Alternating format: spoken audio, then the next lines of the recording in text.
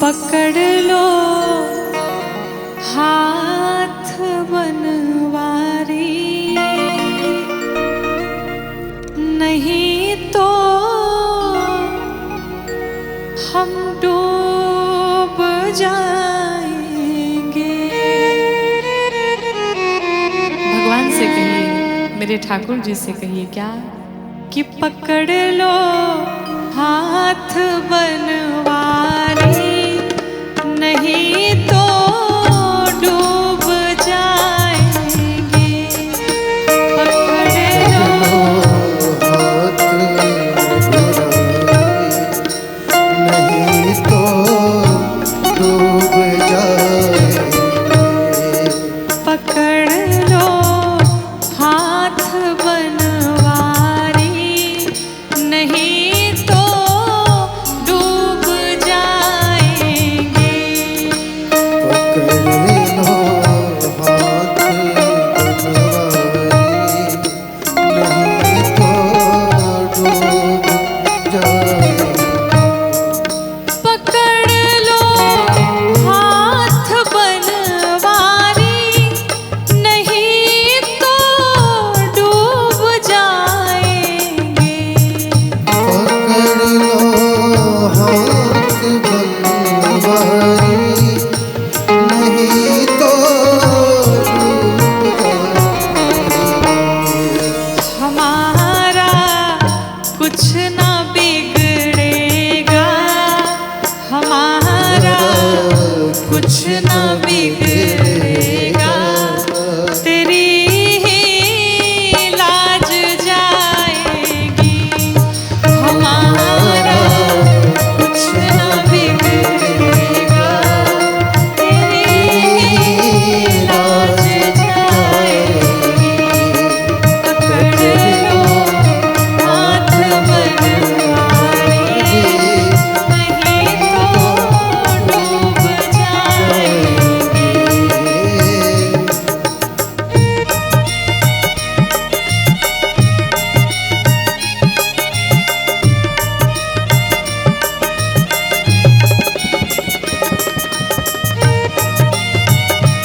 गाइए भाव से झुकते हुए सभी लोग जय हो।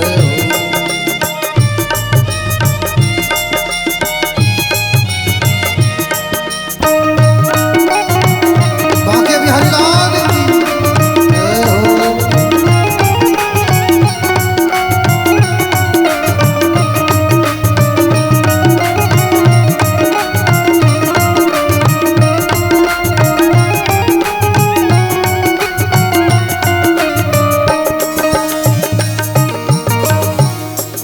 धरी है पाप की गठरी, हमारे सर पे ये भारी। धरी है पाप की गठरी, हमारे सर पे भारी। धरी है पाप की गठरी, हमारे सर पे ये भारी। धरी है पाप की गठरी, हमारे सिर पे भारी। वजन पापों का है भारी, वजन पापों का है भारी। इसे कैसे उठाएंगे, वजन पापों का है भारी। इसे कैसे उठाएंगे। पकड़ लो हाथ बनवारी, नहीं तो डूब जाएंगे।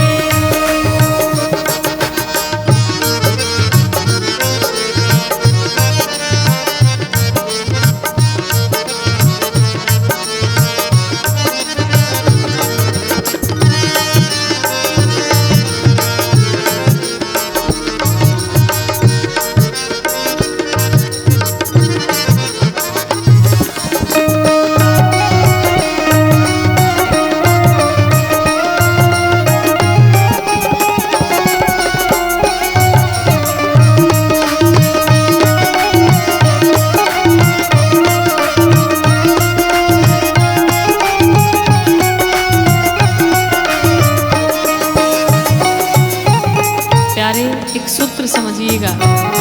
जिसने रघुनाथ जी का हाथ थाम लिया, जिसने ठाकुर जी के हाथों में अपना हाथ दे दिया, जिसने बिहारी जी के चरणों में अपना माथा रख दिया, फिर उसका जीवन में कभी कोई बाल बांका नहीं कर सकता, उसे कभी कोई झुका नहीं सकता। कहते हैं तुम्हारे ही भरोसे पर जमाना छोड़ बैठे हैं, तुम्हारे ही भरोसे जमाना छोड़ गए,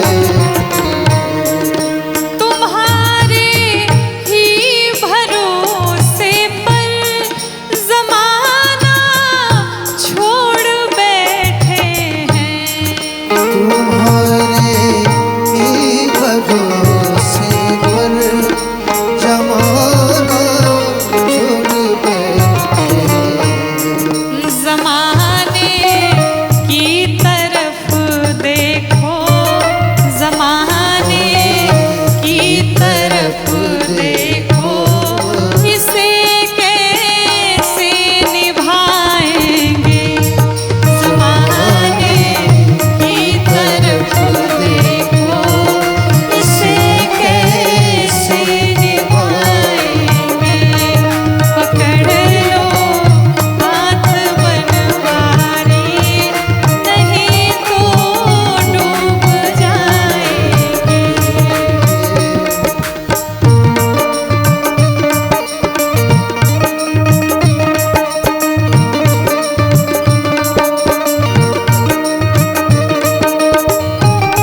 भाई भाव से बोलते हुए सुनते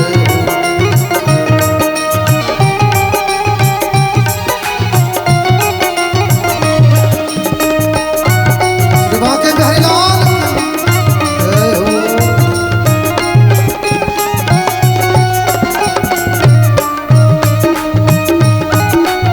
वृंदावन बिहारी लाल जय हो।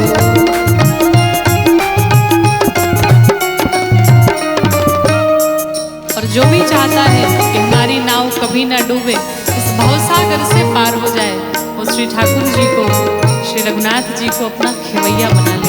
साधक कहता है हंसी है भंवर में नैया, प्रभु अब डूब जाएंगे, हंसी है भंवर में नैया, नहीं तो डूब जाए,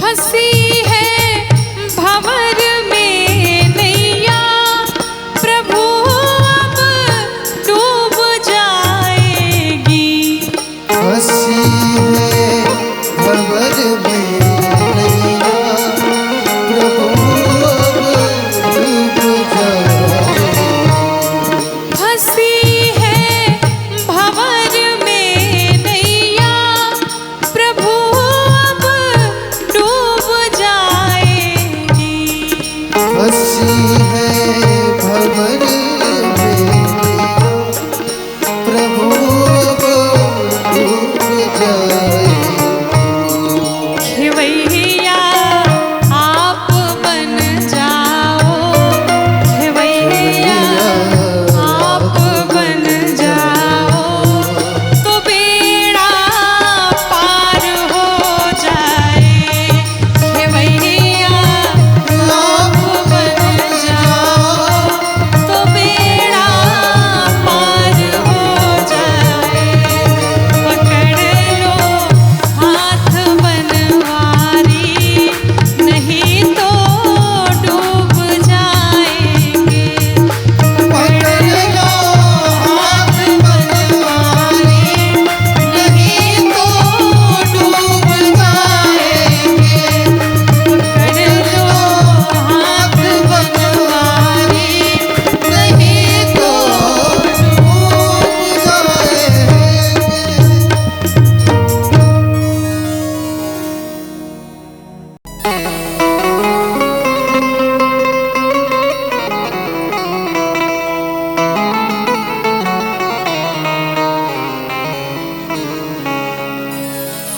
भगवान को श्री धाम अयोध्या जी से इतना प्रेम है कि भगवान कहते हैं यद्यपि सब बैकुंठ बखाना, यद्यपि निगम आगम वेद पुराण सब मिलकर के हमारे बैकुंठ की प्रशंसा करते हैं, लेकिन हमारे लिए अवधपुरी सम प्रिय नहीं, सो हमारे लिए अयोध्या के समान बैकुंठ भी नहीं प्रिय है। और भगवान को तो अयोध्या छोड़िए अयोध्यावासी इतने प्रिय है कि भगवान कहते हैं कि अति प्रिय मोहि यहाँ के वासी। तो श्रीधाम अयोध्या जी की बड़ी महिमा है। आइए इस प्यारे प्यारे अद्भुत पद को श्रवण करते हैं। कहते हैं कि त्रिभुवन विदिता अवध जय कर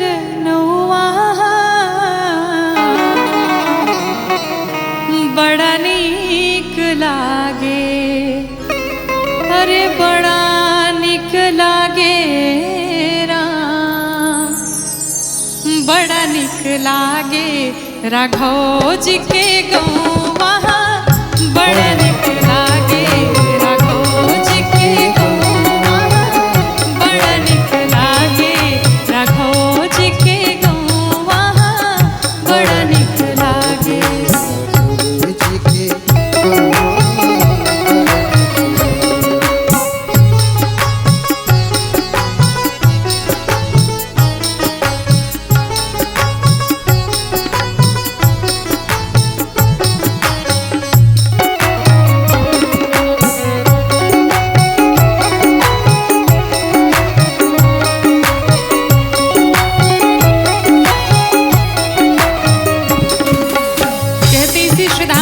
जी की गलियों में जहाँ ब्रह्म राम शिशु गलियन में खेले, जहाँ ब्रह्म राम शिशु गलियन में खेले, अंजुर में भरी भरी धूल सिर मेले, अंजुर में भरी भरी धूल सिर मेले, जहाँ ब्रह्म राम शिशु गलियन में खेले, जहाँ ब्रह्म राम शिशु गलियन में खेले, अंजुरी में भरी भरी धूल सिर मेले, अंजुरी में भरी भरी धूल सिर मेले, जहाँ ना कबहू चले,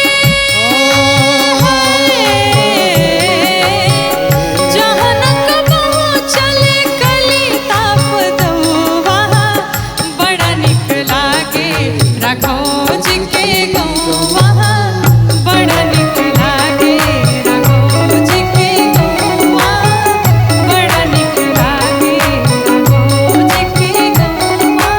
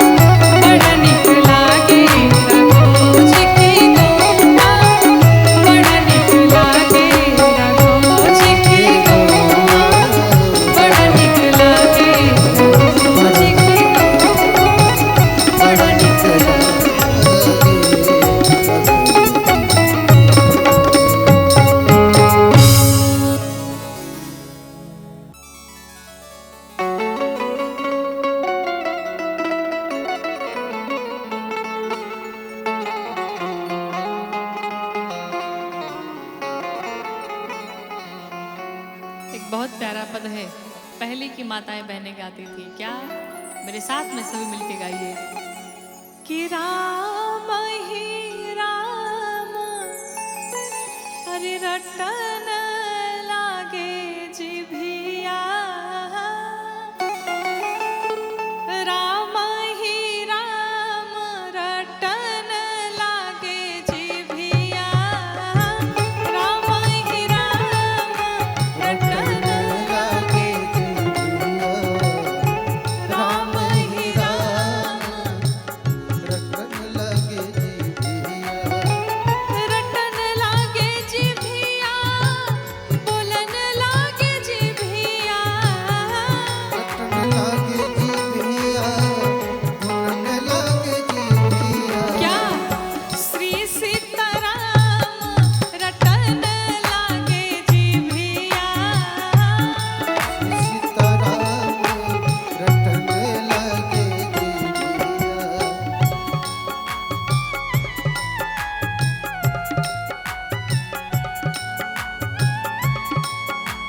बड़े भाव से सभी गाते हुए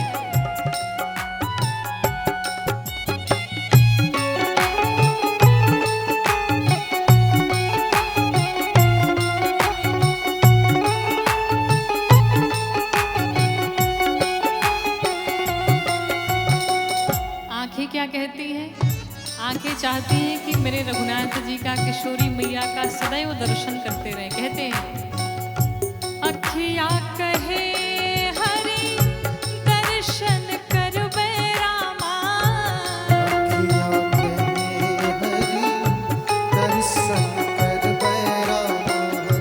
अखिया कहे हरि दर्शन करबे रामा, अखियाँ कहे हरि दर्शन करबै रामा। आंखें कहती भगवान का दर्शन करने के लिए, कान क्या कहते हैं? कनवा कहे हम, कनवा कहे हाँ, कनवा कहे हम, कनवा कहे सुनब हम पुराण रटन लागे जिभिया, श्री सीताराम रटन लागे जिभिया, श्री सीताराम रटन लागे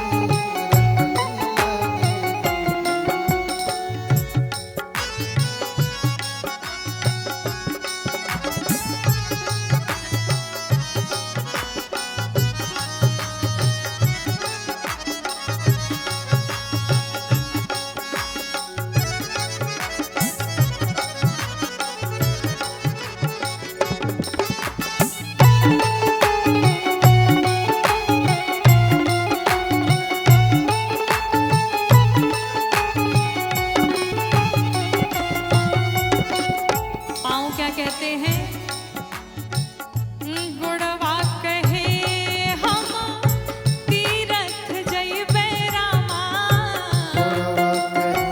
गुड़वा कहे हम तीरथ जइबै रामा।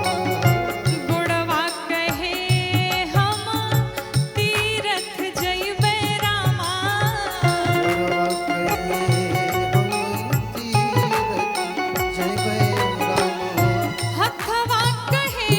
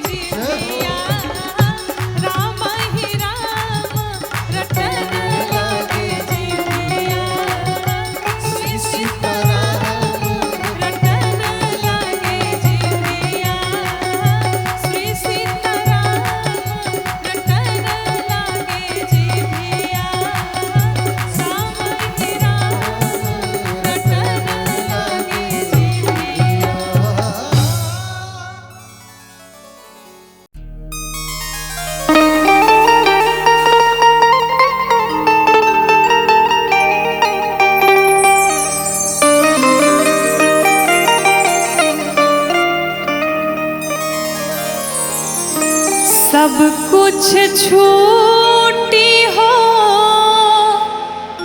सब कुछ छूटी, कितनो तू खैबा जड़ी बूटी, लेकिन जाए के पड़ी सब कुछ छूटी। कितनो तू खैबा जड़ी बूटी, जाए के पड़ी सब कुछ छूटी। कितनो तू खैबा जड़ी बूटी, जाए के पड़ी सब कुछ छूटी। कितनो तू खैबा जड़ी बूटी, जाए के पड़ी सब कुछ छूटी। सब कुछ छूटी हो, सब कुछ छूटी, सब कुछ छूटी हो, सब कुछ छूटी। कितनो तू खैबा जड़ी बूटी, जाए के पड़ी सब कुछ छूटी। कितनो तू खैबा जड़ी बूटी, जाए के पड़ी सब कुछ छूटी।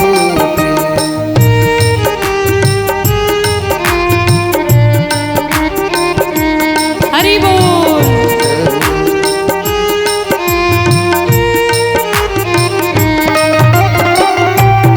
राघवेंद्र सरकार की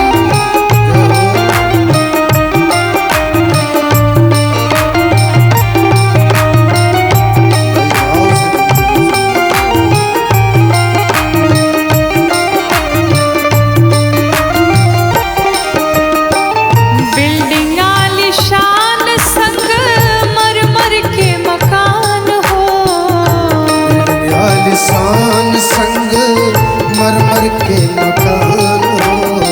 सारा मृत्यु लोक के साधन समान हो। सारा मृत्यु लोक के साधन समान हो। बिल्डिंग आलीशान संग मरमर के मकान हो। आलिशान संग मरमर के मकान हो। सारा मृत्यु लोक के साधन समान हो। सारा मृत्यु लोक के साधन समान हो। जाई नाही साथे कौड़ी फूटी, जाए के पड़ी सब कुछ छूटी। जाई नाही साथे कौड़ी फूटी, जाए के पड़ी सब कुछ छूटी।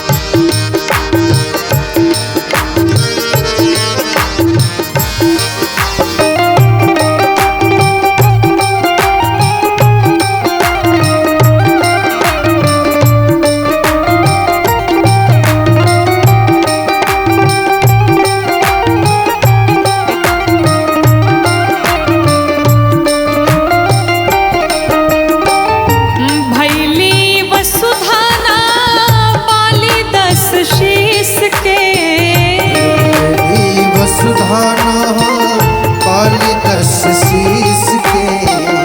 नाही कवनो चक्रवर्ती अवनीश के। अवधेश के। भैली वसुधाना कौनो 10 शीस के। मेरी वसुधाना कोनो 10 शीस के। नाही कवनो चक्रवर्ती अवनीश के। कोनो चक्रवर्ती अवधेश के। सास के डोरी जहिया टूटी,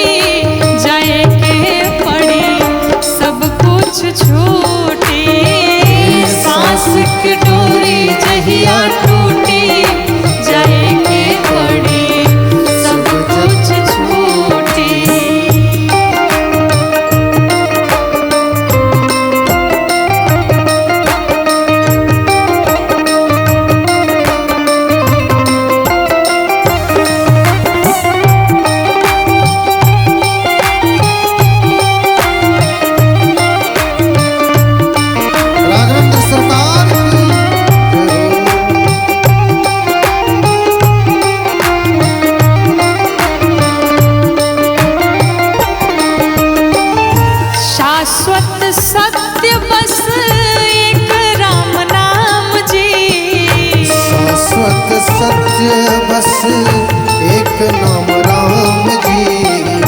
गौरी शिकारी के बस यही से बकाम जी।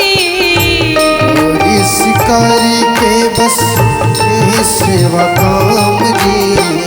शाश्वत सत्य बस एक राम नाम जी। शाश्वत सत्य बस एक राम नाम जी। गौरी शिकारी के बस यही से बकाम जी। गौरी शिकारी के बस यही सेवा नाम जी। राम धन के केहू नाही लूटी, जाए के पड़ी सब कुछ झूठी। राम धन के केहू नाही लूटी, जाए के पड़ी सब कुछ झूठी। कितनो तू खइबा जड़ी बूटी, जाए के पड़ी सब कुछ झूठी। कितनो तू खइबा जड़ी बूटी, जाए के पड़ी सब कुछ झूठी।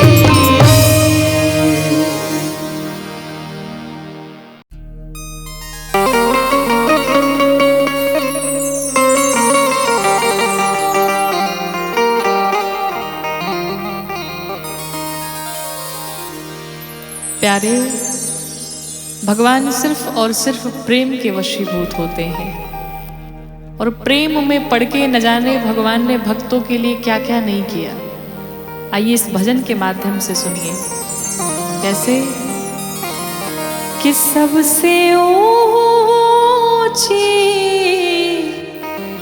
प्रेम सगाई, सबसे ऊंची प्रेम सगाई, सबसे ऊंची प्रेम सगाई, सबसे ऊंची प्रेम सगाई। सबसे ऊंची प्रेम सगाई। क्या किया भगवान ने? दुर्योधन के मेवा त्यागे, दुर्योधन के मेवा त्यागे, दुर्योधन के मेवा त्यागे, दुर्योधन के मेवा त्यागे। साग विदुर घर खाई, साग विदुर घर खाई, सबसे ऊंची प्रेम सगाई। सबसे ऊंची प्रेम सगाई।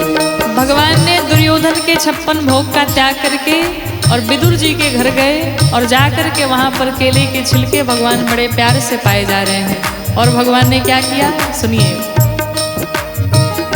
झूठे फल शबरी के खाए, झूठे फल सबरी के खाए, झूठे फल शबरी के खाए, झूठे फल सबरी के खाए। ऐसे नहीं खाए, कैसे खाए? बहुविधि स्वाद बताई, बहुविधि स्वाद बताई, सबसे ऊंची प्रेम सगाई। सबसे ऊंची प्रेम सगाई। सबसे ऊंची प्रेम सगाई। बड़े भाव से सभी मीठी मीठी तालियों के साथ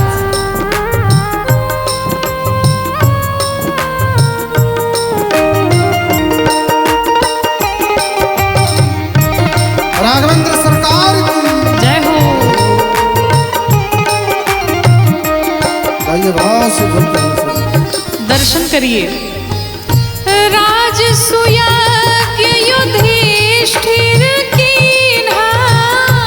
राजसूया की युधिष्ठिर कीन्हा राजसूया युधिष्ठिर कीन्हा राजसूया की युधिष्ठिर कीन्हा तामे झूठ उठाई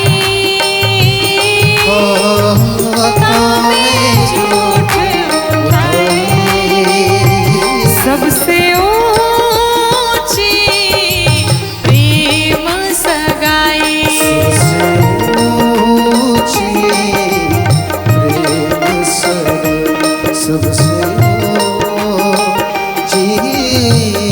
प्रेम सगाई। और प्रेम के ही वशीभूत होकर के भगवान सारथी बन गए। कहते हैं प्रेम के वश पारथ रथ हाक्यों प्रेम के बस भारत हाथ प्रेम के वश पारथ रथ हाक्यों प्रेम के बस भारत रथ भूल गए ठकुराई भूल गए ठकुराई सबसे ऊंची प्रेम सगाई सबसे ऊंची प्रेम सगाई सबसे ऊंची प्रेम सगाई।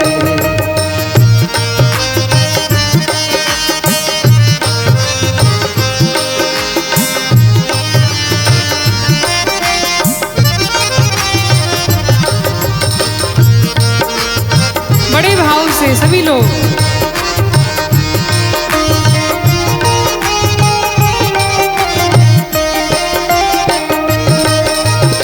और कहते हैं ऐसी प्रीति बढ़ी वृंदावन ऐसी प्रीत बढ़ी वृंदावन ऐसी प्रीति बढ़ी वृंदावन ऐसी प्रीत बढ़ी वृंदावन गोपियन नाच नचाई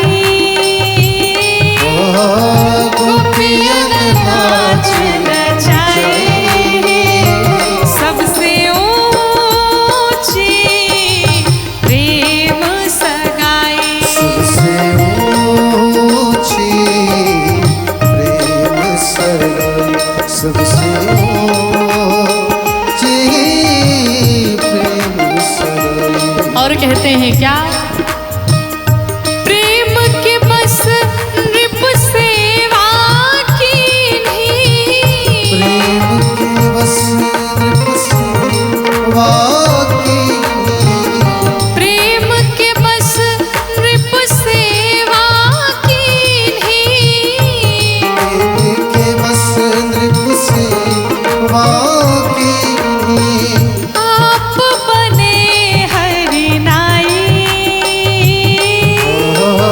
आप बने हरि सबसे ऊंची प्रेम सगाई सबसे ऊंची प्रेम सगाई सबसे ऊंची प्रेम सगाई।